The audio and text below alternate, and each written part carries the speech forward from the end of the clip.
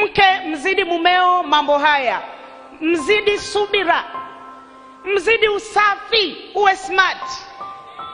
Mzidi mipango, mzidi mipango, kwa sababu wakati mwanaume anaweza kufanya jambo moja kwa wakati mmoja, mwanamke anaweza kufanya mambo 10-20 kwa wakati mmoja. Na hivyo akili ya mwanamke ichangamke, awe na mipango. Mwanamke uliolewa, ikiwa bado mnaogelea kwenye wimbi la umasikini, hujatumia wanawake wako vizuri. Mungu ameweka kitu kwetu, tumika vizuri, uwe na mipango. Lakini jambo la 4, upendo. Mwanamke ameumbwa na upendo tu, ndio maana sisi hatukuambiwa kupenda, kwa sababu ndani ya mwanamke tayari kuzaliwa tu mwanamke, upendo uko ndani yangu.